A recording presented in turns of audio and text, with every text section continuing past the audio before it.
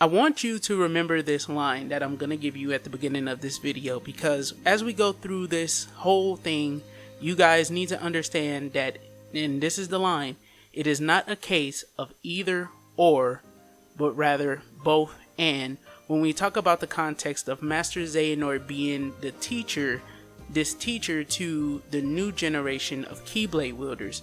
And understand, this new generation of Keyblade wielders is not the characters that should be around 30 years old, Ventus, Terra, and Aqua, plus Sora, Riku, and Kairi, and then of course we got Lee, Roxas, Xion, and Mickey. This is not the case. It's not all of them. It is specifically the 3 characters that we know of from the original game, Sora, Riku, and Kairi. With Kingdom Hearts Melody of Memory coming out and showing us how Apprentice Xehanort used Kairi to find a Keyblade wielder, this only solidified in my mind that Master Xehanort was indeed used in this way. He was a mechanism through the story to kind of build up these characters and essentially be their teacher, teaching them new powers, pushing them to get out there and see the world for themselves, for the war or for the battles that were about to come in the future. Now, this does not take away from the fact that he is evil. It is not a case of either or, but rather both and. Although his madness did serve a purpose to the betterment of the world, as in the universe within the KA series, it was still evil. The method he chose to go about and the way he decided to align himself with the darkness, whether or not we find out that will be a more so trick into a young impressionable Keyblade wielder to follow the darkness by the Master of Masters, the way he did things and his actions are still his own. So it is not a case of either or, but rather both and. And with that, let's get started.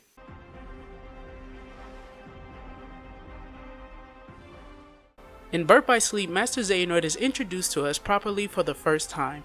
During this introduction, we see him destroy the lives of 3 adolescent Keyblade wielders, forcing one to carry his heart into the future, another he traps in the realm of darkness, and the last one receives severe damage to his heart fighting the entity of darkness extracted by Xehanort to forge the X-Blade.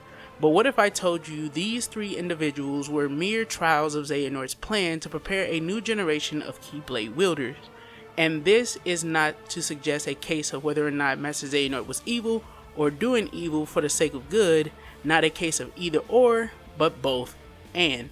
In the Xehanort Report number 8, Xehanort states, "Someone must tear down this tyranny of light and reorganize the world around the darkness, which then creeps back in. Ericus and I did not see eye to eye. I left and wandered the world. This was perhaps the first time I felt truly free since that day I departed my boyhood home, but free to do what?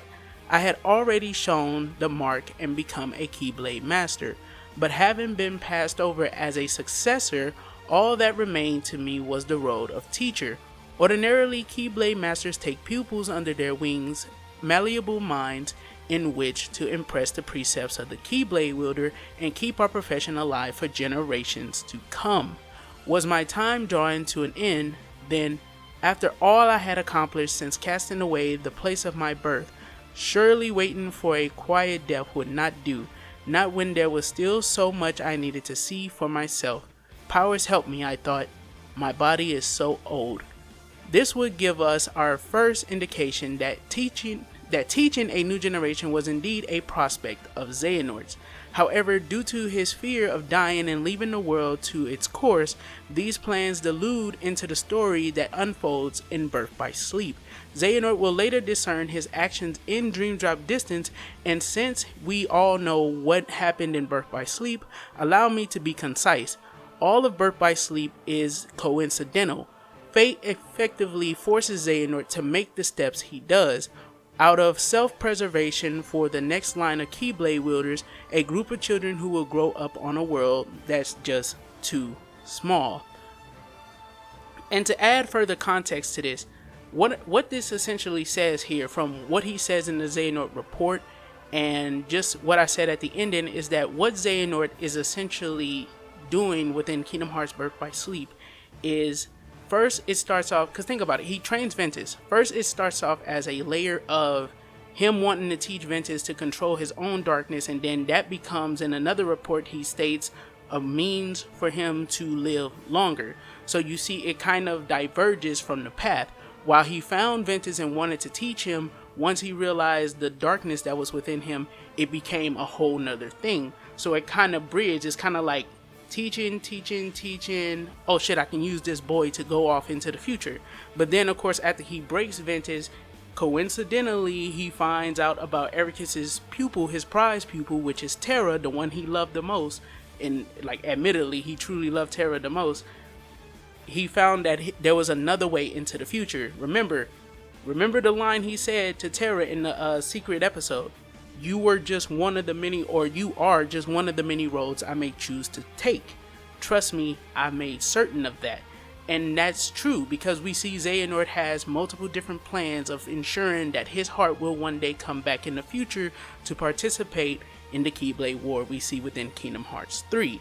So the events of Birth by Sleep are all coincidental pushes for him to effectively do the things he did, especially when we look towards the content that reveals what comes right before Birth by Sleep itself. So if we look towards the reports, some of the glossary indexes, and some of the story details that we get outside of the actual story of the game, or within the story of the game in extra pieces of content, you learn that Xehanort coincidentally went about things this way.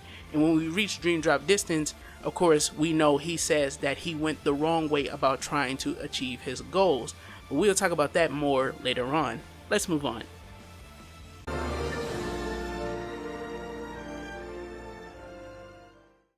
At the very beginning of the game, Sora meets Ansem in his cloaked form. A key takeaway that I never see people mention, however, is Ansem is telling Sora to do more and see more with the line, "There is so very much to learn. You understand so little." These words resonate with everything Sora undertakes within the game. His powers, their implications for the worlds he visits, the hints of the Keyblade War that are already present within Kingdom Hearts 1, the Key Bearer prophecy, and the connections that binds the vast universe to these two respectively, Sora and the Keyblade.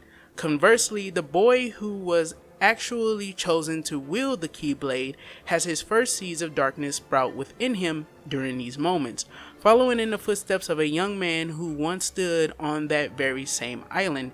These seeds will begin with jealousy and effectively end with him opening his heart to Ansem for the sake of maintaining a level of status at the cost of his friend's well-being. There is an interesting duality, being that Sora, an aloof-natured kid, is thrusted into this role of heroism and responsibility, and his stoic best friend sinks into an abyss of darkness that will cloud his once keen judgment, which will lead them both to different trials that could have only been set by Master Xehanort. Consider that after you defeat Maleficent and Dark Riku traverse the end of the world and return, Sora is challenged by who we'll soon know to be Xemnas. In an optional but canon boss fight, Xemnas describes Sora as special, much like Apprentice Xehanort, then explicitly asks to test Sora. Before leaving, he expresses his positive outlook on their conjoined futures and Sora's progress. But Riku, whose body will be restored with the light of Kingdom Hearts, of World Hearts, will sacrifice himself to the realm of darkness with King Mickey to take his first steps of undoing all the harm he had done, which will lead into the next game that's based more so on his first arc of redemption.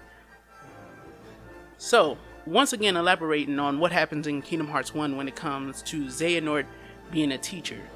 When Ansem appears at the very beginning of the game, he says specifically, "There's so much to learn. You understand so little." Think about it. He wants to see what's beyond the door. He essentially has Riku open the door during the night that Sora was first attacked by the Heartless, or during the night the Destiny Islands were attacked by the Heartless. Riku opened the door, and it can be presumed that he opened the door under the command or the guise of Ansem, the Seeker of Darkness, who was in his cloaked form. When he opens the door, it allows the Heartless through, and then Riku magically understands these concepts like, "I'm not afraid of the darkness."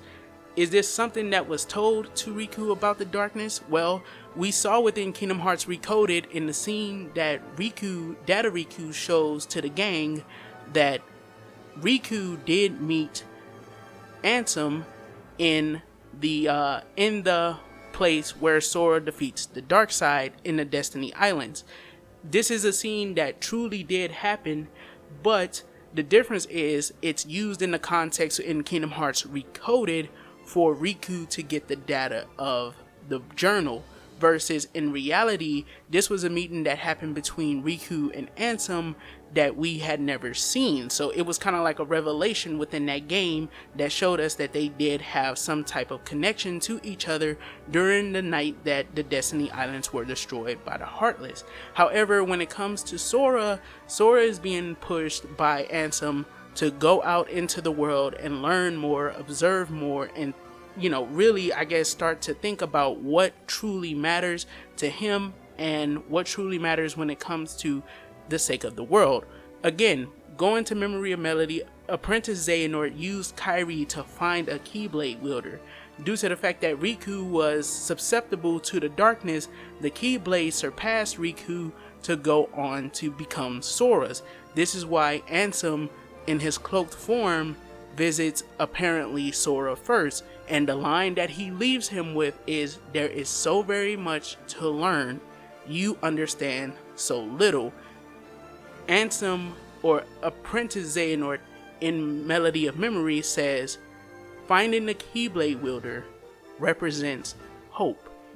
And I think that hope isn't for the worlds, but rather hope in a sense that Xehanort's hope that he's looking for under Apprentice Xehanort, because remember, there's a confliction between Xehanort and Terra, which is what leads to the experiment that creates Ansem and Xemnas. Ansem, who knows that his powers, even his complete control over the darkness, his assimilation of the darkness, will one day go on to be stomped out by Riku. He knows, by, like he says, destiny itself pretty much determined that he would not defeat Riku, and he would eventually cease to exist. So we know that he knows, or at least it's etched in his heart from the very beginning of the series, that taking over Riku is all things that he will do because it's destined to happen. But in his heart of hearts, the part of himself that it's etched onto, that he knows eventually he will disappear, this is a futile effort. So what he's doing here is essentially establishing a reason, giving Sora motivation, as Xehanort will say later on, and we'll talk about that later on, giving Sora motivation to get out there, see the world, and meet him at the end of the world in that shroud of darkness where Kingdom Hearts' door, or the Kingdom Hearts of World Hearts door, resides, to be able to open that door and show him Kingdom Hearts, which will petrify him, set Riku free, and then at the same time too, it will begin the part in which Riku will be reprimanded by fate to go through Chain of Memories.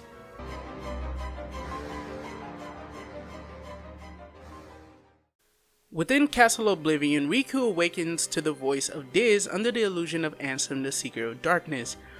Awakening from his slumber within the folds of darkness, or within the folds of light and darkness, Riku takes his first steps into what can only be described as an intervention of sorts. Think about the organization members here and Riku's encounters with them. Each encounter is a play in a literal sense, it's a play, and then in a sort of veil over Riku's eyes sense as well. They're sort of presented as actors in a greater scheme. Whereas Xemnas and Marluxia would test Sora in strength and values, characters like Zexion and Vexen disclose details about the alignment of Riku's heart between light and darkness, how he resides in between, much like the nobodies themselves. They play on his regrets and fears of severing his bonds, even taking Sora's visage and pushing him closer to the light. With a little help from Nominate and King Mickey, Riku learns to accept what Terra before him could not, that his darkness is a part of him, not to be feared, but to be controlled in balance with his light. a revelation that reveals a door to power that is different from what Sora obtained within Kingdom Hearts 1, a power he will call the Way to Dawn. This is the exact molding of the balance of light and darkness Master Xehanort himself achieved after his training, and the revelation he seeks to bestow upon Terra during the events of Kingdom Hearts Birth by Sleep. Considering Riku, who didn't fear his darkness, had an easier time resisting Ansem when his heart desired it most, when he saved Sora, Kairi, Donald, and Goofy from being destroyed because Ansem was trying to kill them with his body, remember that? And even when he was weaker than usual, his light opened a way for his friends to help him stave off losing control. So in the final room of the castle, Riku is prepared to dive into the dark with Ansem and face him, completely usurping control of his heart, putting an end to the first part of his redemption, something Ansem himself knew would come to pass the moment he had set foot into this boy's heart. This is where things will come to a halt as another story unfolds outside the castle, and Riku must tend to observing and facing his other half mentioned by Xemnas, until a certain failure will push him to opening his heart to darkness once again. So, what happens in Chain of Memories as it pertains to the training of Master Xehanort? If you look at the organization members' interactions with Riku, it's all staged.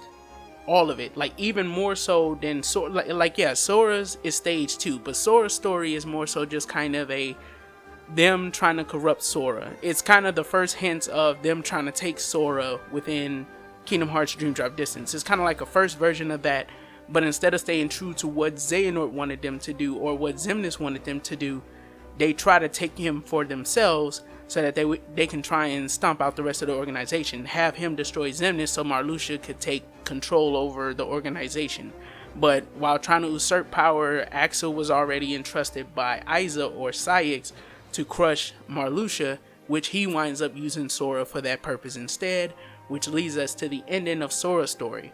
But in Riku's story, everyone is essentially actors. They're playing out things, and somehow, think about it like this, because this was originally part of the script, but I don't know where it went. How do these characters know about the events of Kingdom Hearts 1? How do they know about the events of Kingdom Hearts 1? How do they know what Riku felt during the events of Kingdom Hearts 1? And how do they know about his regret? There's only one way they could know these things, is if via the connection between Ansem and Xemnas, which there is a connection. Just think about Sora, Axel, think about Axel and Lee, and think about Sora and Roxas, the way that they can feel everything between each other. Think about it. If they can feel each other, then it would make sense, or logical sense, without having to make too much of a leap mentally, that Ansem and Xemnas both understand each other. In fact, Xemnas even says to Roxas in Kingdom Hearts 2's beginning, "I've been to see him. He looks a lot like you. I'm what's left, or maybe I'm all there ever was." So there is a connection there. And with that connection, the only way the organization members could know what they need to use to push Riku along the lines of where he needs to be is if Xemnas, via his connection to Ansem, understood this and gave them these details as the event of Chain of Memories was about to unfold. We know within Kingdom Hearts 305 Days Over 2 that the organization members planned the trip to Castle Oblivion long ahead.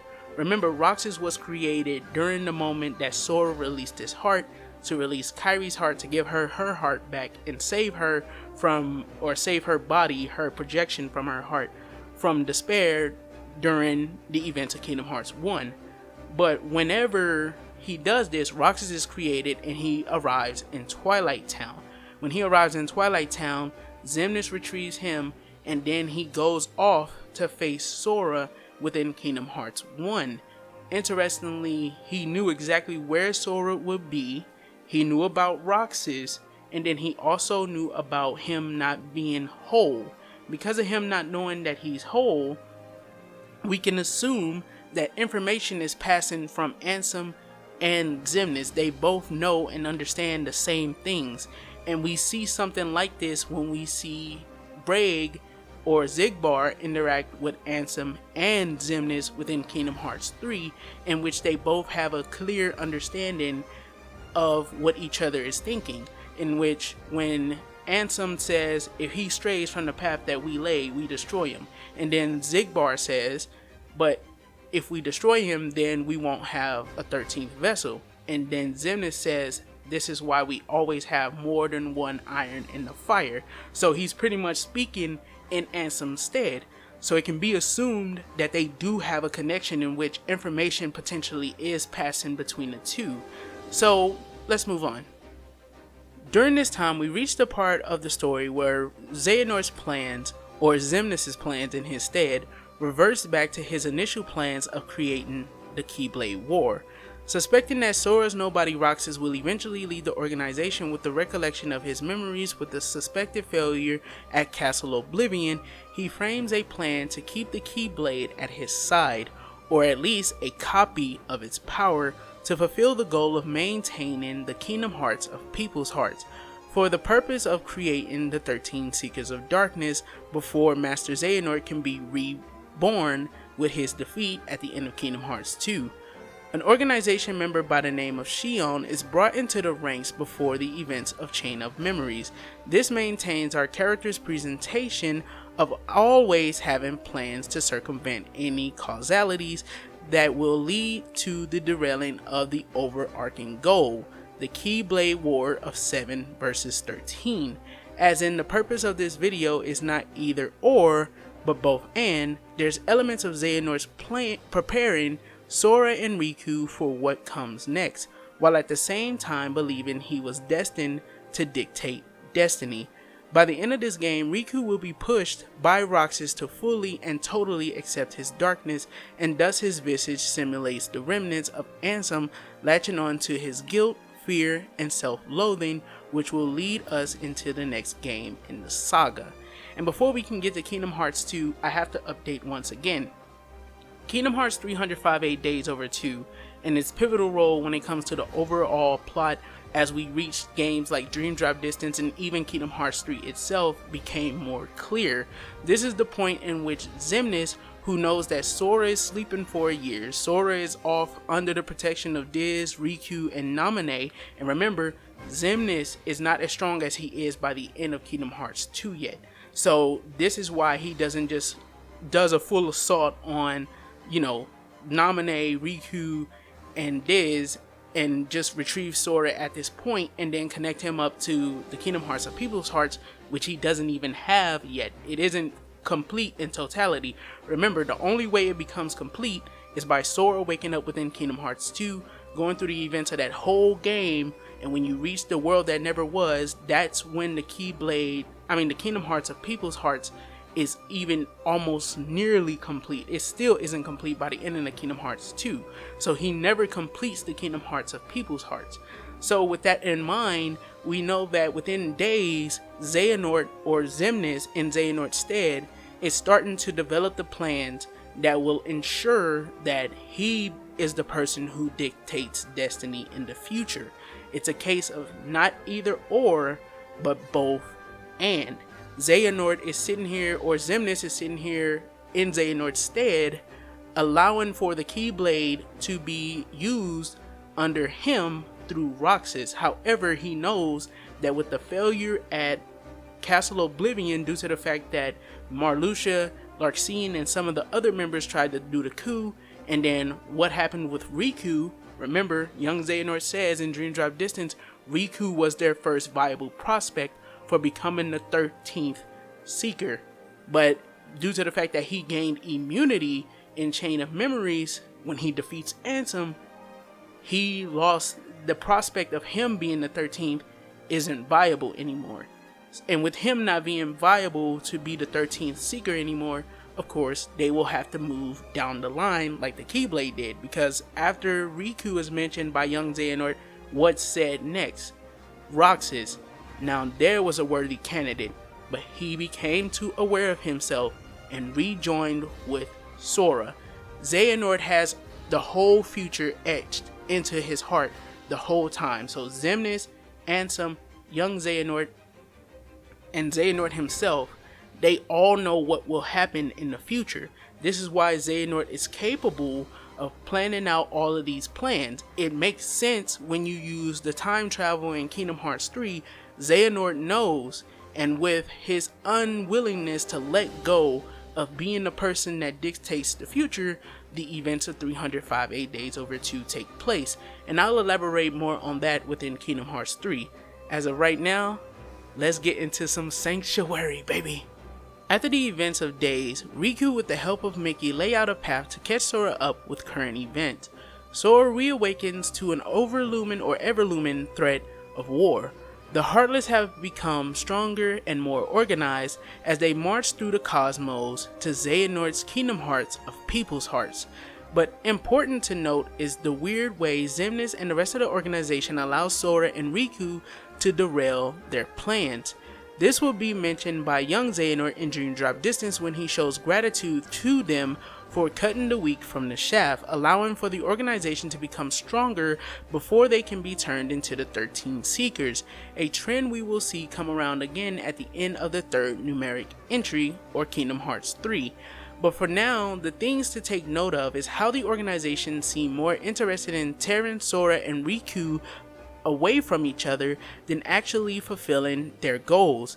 The organization is so distorted in fulfilling their plan that most of its members are destroyed while fiddling around in worlds, playing games with the inhabitants, playing tough, being too consumed by what they lack, raging over friendships lost or stolen, and testing Sora as the complete version of an old ally. It's almost as if it's an elaborate scheme. Xemnas even stands idly chit-chatting with Ansem the Wise as he tries to destroy his Kingdom Hearts of People's Hearts, almost as if this whole time Ansem and Xemnas and subsequently the organization were only put together to help Sora and Riku right before their Mark of Mastery exam. So what I'm essentially saying here is that Xemnas and the Organization 13 within Kingdom Hearts 2, the way that it all plays out is pre-planned. Notice how when Xemnas is trying to get Axel to retrieve Roxas for him from Diz and Naminé and Riku, he's like, all of them are dead serious at the very beginning. So much so that Xemnas is willing to turn one of his greatest prospects, Axel, into a dust if he does not go on this mission to retrieve Roxas for him. This is why Axel appears at the beginning of the game with no choice but to either make Roxas see who he is and come back to the organization, or the ultimate alternative, which is the ultimate price for Roxas, destroying him. However, it just so happened Roxas will have awakened the Keyblade's power again by the time Axel comes around, looking to bring him back to the organization, even at the cost of destroying him. Or rather, if he doesn't do so, he chooses to destroy him because the cost of not doing so is being turned into a dust by Xemnas.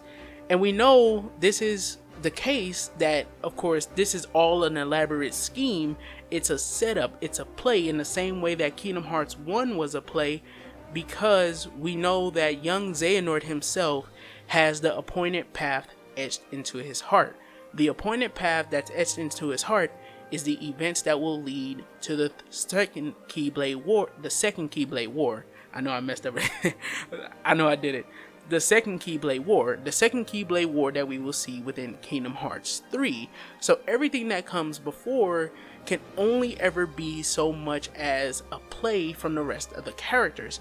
And the reason why it can only ever be a play is because what do we know about time and destiny within Kingdom Hearts? Xehanort even says it within Kingdom Hearts 3 in the final battle. Destiny is never left to chance. And the reason why destiny is never left to chance, or what that actually means, is that the events that play out as they happen within the games that lead us to the point in which Xehanort himself says he no longer knows the future, which is at the end of Dream Drop Distance. So everything leading up to Dream Drop Distance is an elaborate scheme. He says that the future is what lies beyond my sight. And when he says destiny is never left to chance within Kingdom Hearts 3, what he's saying is that whether he win or loses and Sora defeats him and closes Kingdom Hearts and he ceases to exist, that's the moment where he's willing to stake it all to become the person who guides destiny, who dictates fate for the world. Either he will become the dictator of fate by defeating Sora within Kingdom Hearts 3, surprisingly being the strongest Keyblade wielder, or arguably the strongest Keyblade wielder in air quotes. He is the strongest Keyblade wielder.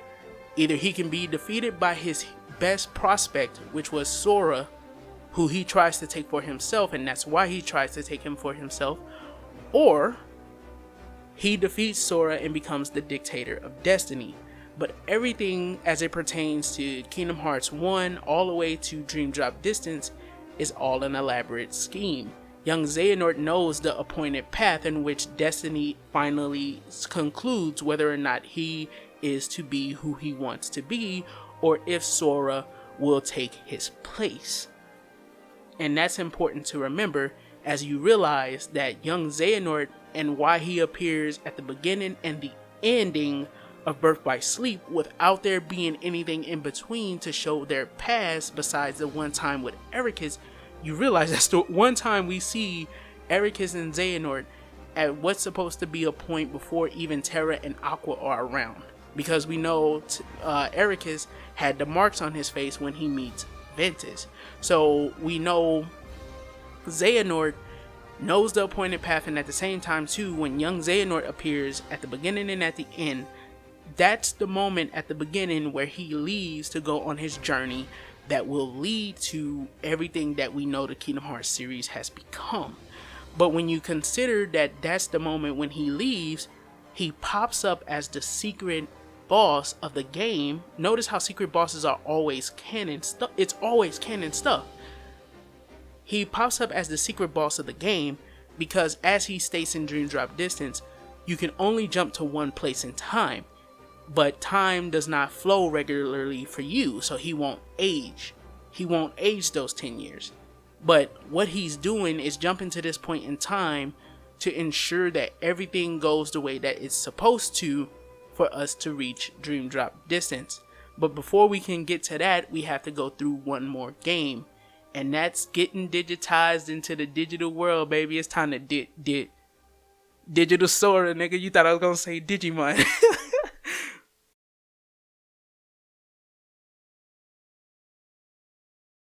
So I wanted to briefly talk on Recoded. So as you know, Recoded is a special story that I'll be making a video talking about why it's the most misunderstood Kingdom Hearts story and why it's one of the best unironically. You've already seen this video. This video came out a little early. This part of the script is what encouraged me to put out that video, so that way you would have an understanding beforehand of that video. Of what I'm going to mention here. But the key takeaway here is that Data Nominate at the end establishes the thread that will be the driving point of how Xehanort intends to test Sora and Riku himself by disclosing the memories that can damage and break Sora. I have an in-depth video on this and how it ties to his disappearance here. There should be a video on the screen now for you to see that you can go to after you're done with this video, or briefly you can go stop over there and check out that video and then come back. But viewing that video will enhance what comes next when we start to drop into a distant dream.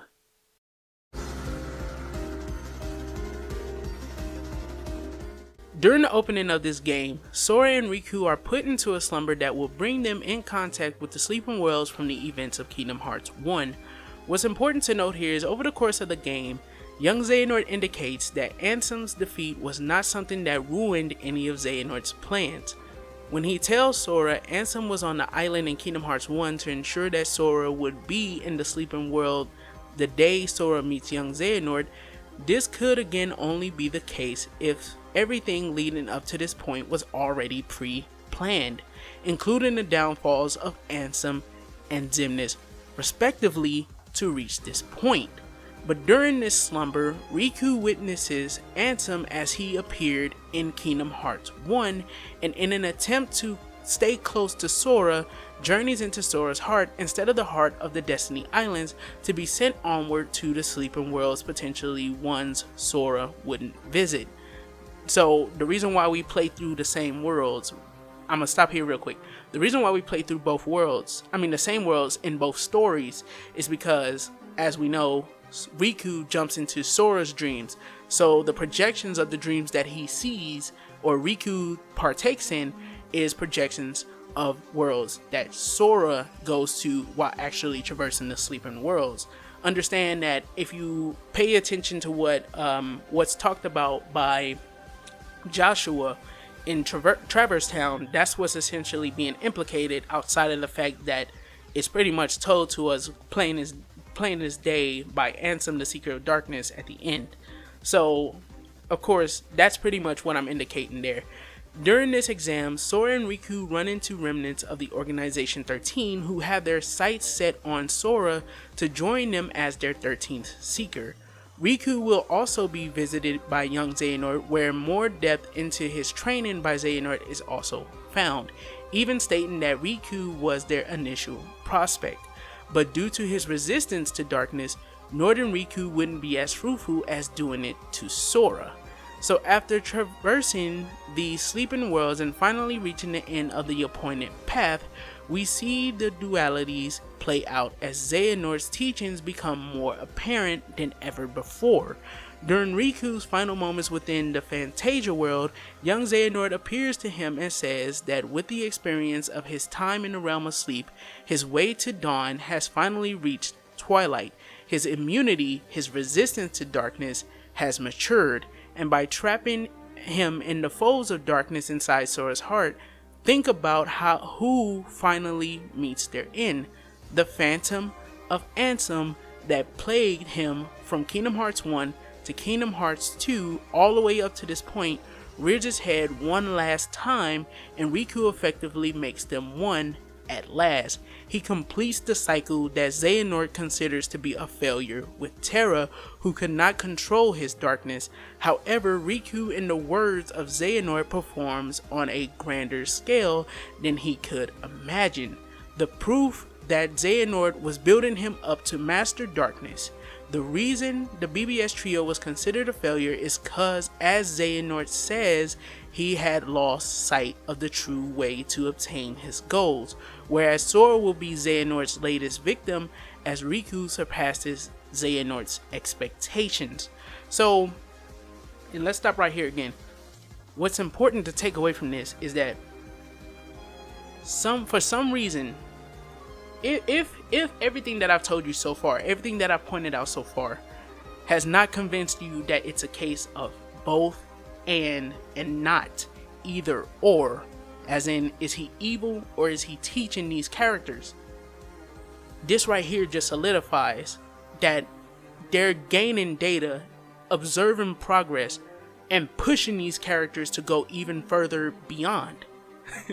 for all intents and purposes.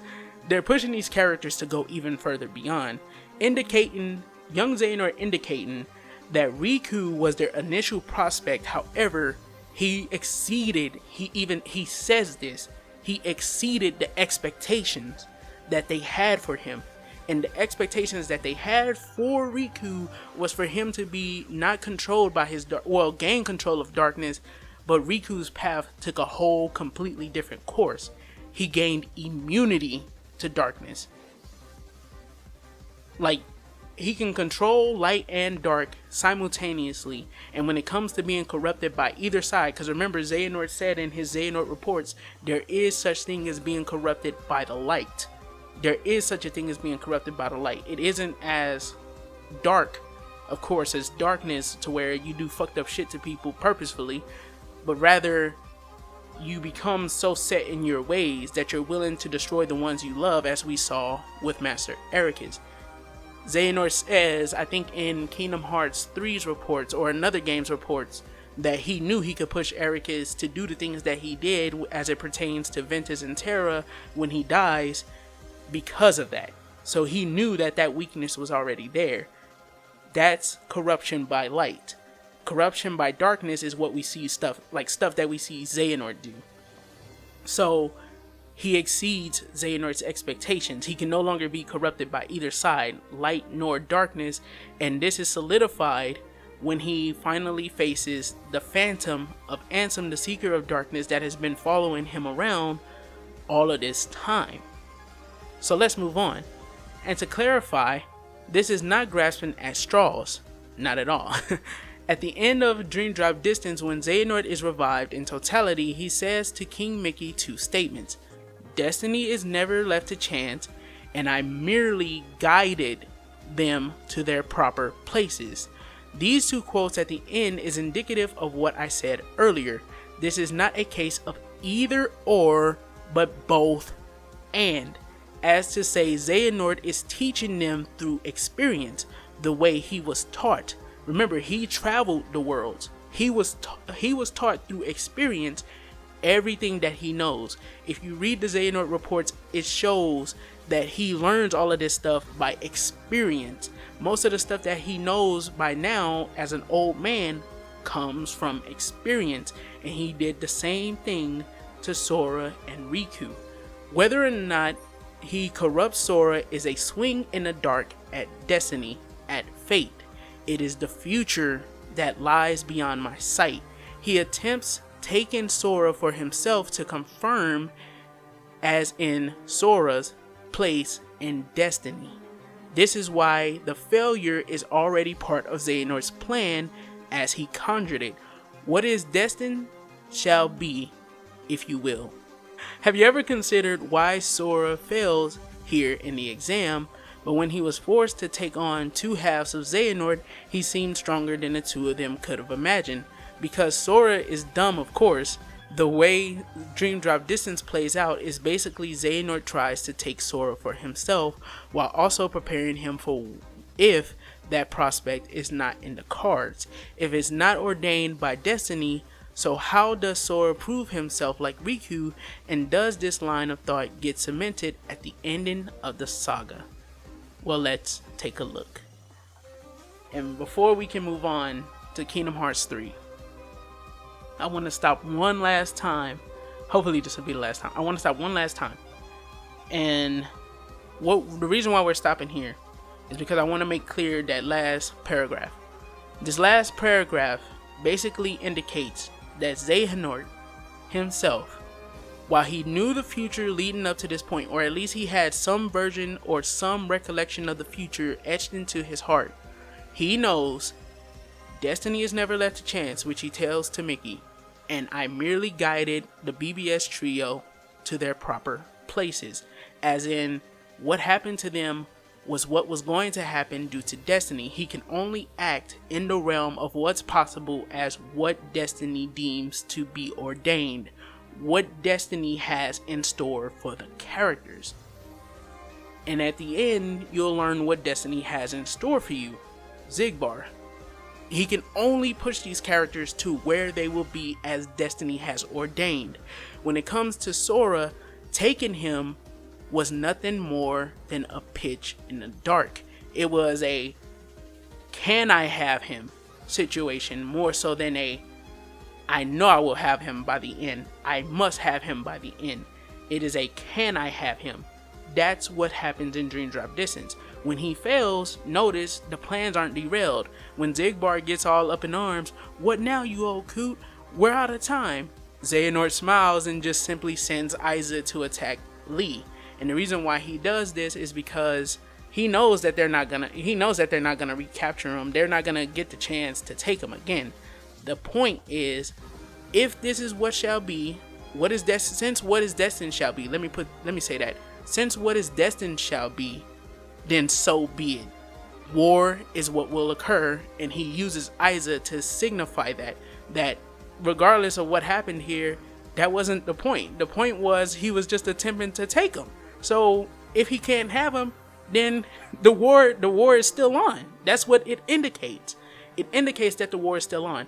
And we know this because at the end, when he's talking to all three of them, Lee, Sora, and Mickey, he says, where we all will take our place in destiny.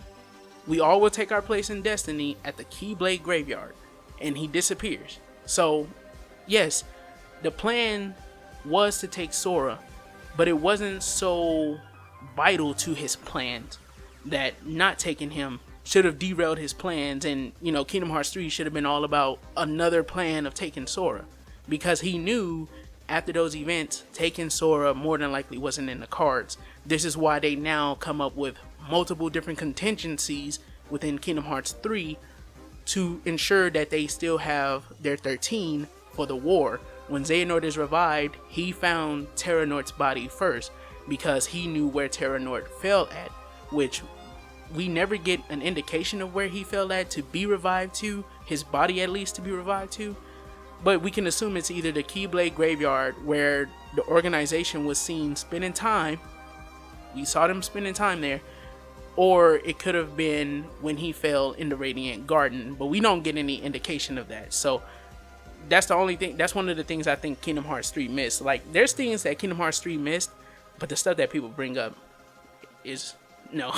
But let's go ahead and move into the final part and see if all of these thoughts have been cemented within Kingdom Hearts 3.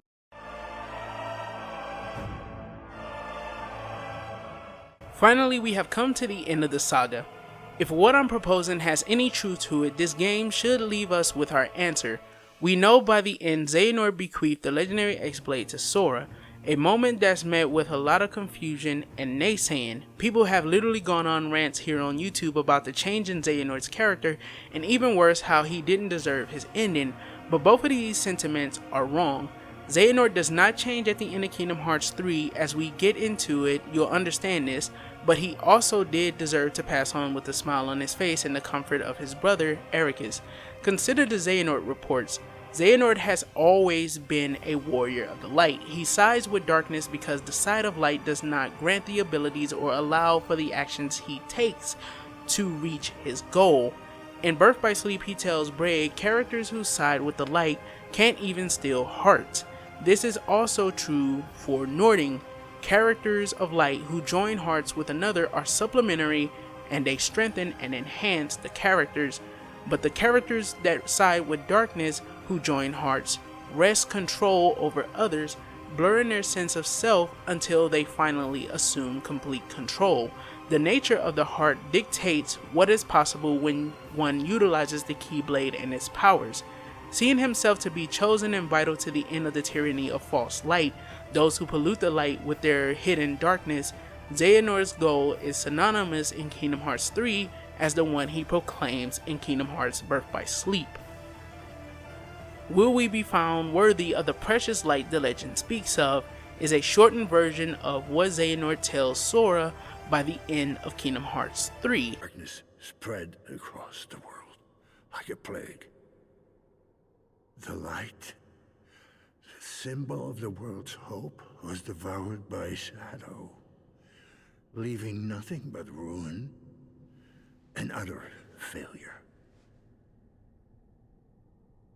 But the first light, the light of Kingdom Hearts, it can give us a new start. An empty world, pure and bright. It wasn't your decision to make.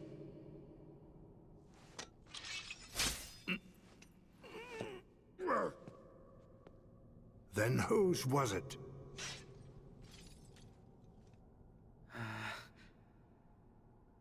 The world needs someone to stand up and lead. Someone strong to stop the weak from polluting the world with their endless darkness. Someone to dictate their destiny. If so, you're not that person, Xehanort. His acceptance of death comes from his willingness and his newfound hope, allowing him to let go. This is why Ericus, along with Sora's determination and proof of retaining the lessons each Xehanort bestowed upon him, finally opens his eyes after over 50 years of believing without him the events of his past life will repeat again. Details that are being built in Dark Road but are ever present in Kingdom Hearts 3 itself. So let's begin. During the events of this game, as Sora traverses the Disney worlds and runs into the 13 Seekers, they each leave him with pieces of a puzzle to guide him to his destiny of disappearing at the end. Notice this disappearance is already destined to occur, and this is known by the 13 Seekers. This isn't chance nor a scheme, but fate. Sora is destined to disappear regardless of how anything in Kingdom Hearts 3 transpires. Whether Xehanort wins or he wins, he will disappear. This is why he can save Sora and still be destined to fade away. From the very first world, Xigbar encourages him to use his powers. They will guide him to where he is meant to be, and at the end, he will receive his reward, disappearing out of existence. But if this is indeed the plan, then consider this. The Keyblade War was fixed. There was never a war. This is why only the Seekers die, granting Xehanort his 13 keys. And even when he achieves the X-Blade, he doesn't move to eliminate as many Guardians as possible. This is even blatantly hinted at by Xigbar when Sora rewrites the timeline. We have to make sure you aren't blundering your way to a second failure. The 13 Seekers fulfill their roles of purposefully losing their battles, granting Xehanort his 13 keys to forge the X-Blade. Even the end scenes of the 3 true Xehanorts indicate this message. Think back to what they all say. Young Xehanort tells Sora his destiny is now set in stone. Ansem tells Riku he has always knew that his heart was never going to be ruled by him. He more or less just wanted to remain at his side. He didn't care about the broader plan. And Xemnas finally allows his heart to feel emotions. Young Xehanort is vindictive in his scene because he is young. He has not reached the mental state of Master Xehanort, believing he is still Destiny's key spearhead figure, the embodiment of the person Ericus talks down at the end of the game. Ansem expresses his wishes to be there to see Riku become all that he knew he could be. He even tells Sora for the last time to seek what the world has to offer, pushing Sora to his destiny. And Xemnas finally lets go of the character he's been forced to play to reach this point. His new heart finally takes hold in his death.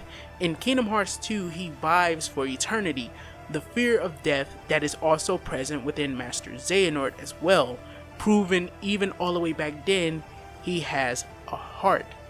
It shows this heart was always there. Xemnas repressed it for the sake of reaching this moment.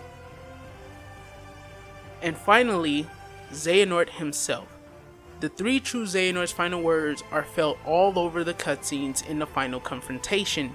The time portal takes them back to his earliest moments where his destiny began to become clear, Scala at Kylam. He also informs Sora about the place and its significance. Remember, originally Sora was supposed to traverse this place, eventually reaching the windowsill where Xehanort and Ericus played chess. Remember that secret trailer that we never got to see in 2014 where it was said that Sora actually reaches the chessboard itself?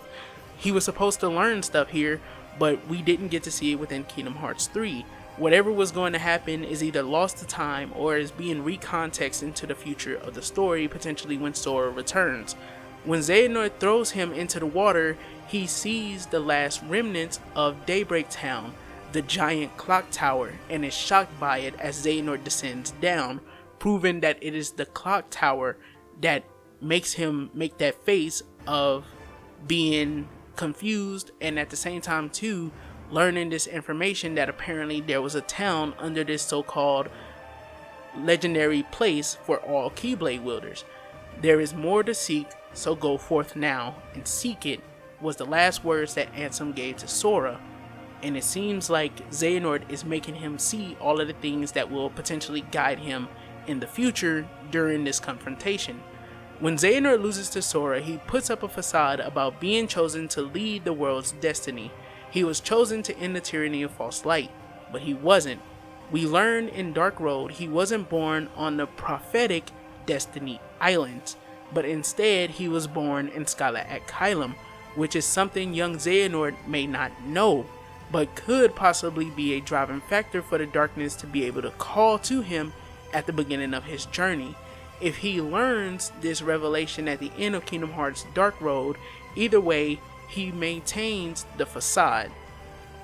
He maintains his fear of leaving the world without leaving his mark, without stopping a repeat of his past life, without leaving everything he knows to another. And when Ericus appears and attempts to talk him down, the first surge of emotion and compassion begins again. And what helps him awaken from his own nightmare is where, as his plans forced him to walk alone with the emptiness of where Ericus stood, as Xemnas says, is a boy standing across from him with the same determination as that once so precious friend, the one he promised to always be beside. He stand there beside his friends even after staring down the legendary X-Blade in Kingdom Hearts. He had been tempted by darkness with the destruction of the one he loves, watched his friends die, went to death's door himself, and continued fighting for the last time. Consider this. When Xehanort says it's too late, Ericus tells him, for us, perhaps, but not for them. The camera pans to specifically Sora and Riku, the two characters that Xehanort in his many forms have been guiding, following, and tracking. By the end, Xehanort does something profound, something more powerful than all of his abilities, cause the point was not to become God. It was to ensure that tomorrow shines bright for those living in the world of that tomorrow. He bequeaths the legendary weapon to the boy who failed the Mark of Mastery exam, the boy who wasn't chosen by the Keyblade, and the boy who proved atop that tower that unlike him, he can truly lead without forcing others to stand by his side. That's the reason the respite comes from the memory of his and Ericus's promise to be there for each other. It is by staying true to that promise Ericus shows him what is right before his eyes, a boy who has surpassed him in every way, a boy worth believing in just like everyone else believes in him, and at his side is another boy who can ensure he will never fall to darkness because it has no hold over him. Not a case of either or, but both and. Xehanort gets his happy ending with Ericus because he awakens from the nightmare that beckoned him to hurt his best friend and his pupils. One cannot see the training taking place over the events of the game because Xehanort is effectively operating to achieve both goals in both, and this is proven at the end of Memory of Melody, in which Apprentice Xehanort, I wanted to say Ericus so bad, claims he is looking for a Keyblade wielder to revive hope, and that hope isn't for the world, it's within Master Xehanort. So I hope you guys enjoyed this video. It's a little bit longer than the ones I usually make. If you made it all the way through this video with all of my ranting and rambling on and all of that, I hope you guys enjoyed it. It was something, it's a big ass undertaking, man. Like, if you were wondering why this video took forever to come out, now you fucking know. There's a lot going over the entirety of the series that proves this point, that proves this to be the case. Xehanort is training Sora and Riku, and now Kairi is going to be added into the fold as well, but we know that it all started with Kairi for these two characters. Being led by Ansem was all a part of the bigger scheme that was set up at the beginning when Kairi made her way to the Destiny Islands, an event that we never even got any context on, an event that we never got to see for ourselves. And when it pops up or is mentioned in Memory of Melody, it appears that Kairi has always been on a mission herself from Apprentice Xehanort. And when Xehanort says, you see, this is hope, I'm guessing the reason why he says this is because Xehanort knew that he could not see beyond the point of Kingdom Hearts Dream Drop distance. More than likely he was aware that his failure was coming, it was imminent, that Sora would defeat him. Notice how even when the Book of Prophecies is recited in Kingdom Hearts 3, and as foretold, on that land darkness prevails and light expires. Notice how what's always been missing to us as the players is Sora rewriting destiny, even though Xehanort still has the no-name Keyblade as we go through those events again. And I believe that that is the true missing portion of the Book of Prophecies, to where the story continues. It doesn't end with on that land darkness prevails and light expires. That was just a ploy from the Master of Masters to push the foretellers into the Keyblade War that happens, that Xehanort's original self was destroyed in. When Xehanort's original self is destroyed and reborn as Xehanort and reaches his adolescence, who appears to guide him into being the Dark Seeker, the Master of Masters, with his apprentice Luciu ensuring that the Dark Seeker would reach opening Kingdom Hearts, which will lead to the return of the foretellers. And what's prescient here is that if you pay attention, it's indicated multiple times that Xehanort has some understanding of the Book of Prophecies. He knows the Book of Prophecies, at least in some context, in some way. Even if you consider, remember the trailer from 2014, have you heard of the ancient Keyblade War? So you know of the Lost Masters. The Lost Masters. He's mentioning events from the Book of Fairy Tales. He's mentioning events from the distant past. Things that we saw in Dark Road, he has memories of. So let me know what you guys think about this video. I mean, it's a lot here. So, like, I really want to know you guys' thoughts. How do you feel about this compilation? And would you like to see me do more videos where I talk more intrinsically about the series in this way in which I go down the line of the whole series? Because after doing this, although it took a while, I'm thinking about potentially doing a Kingdom Hearts Explained series. There's a lot of stuff that goes into explaining Kingdom Hearts that I feel like a lot of people don't even touch on when I watch their explained videos, because I like to get refreshed on the series, especially when I start to come into the phase where I bring my high-end content like this, to where I talk about, like, you know, again, things other people don't even seem to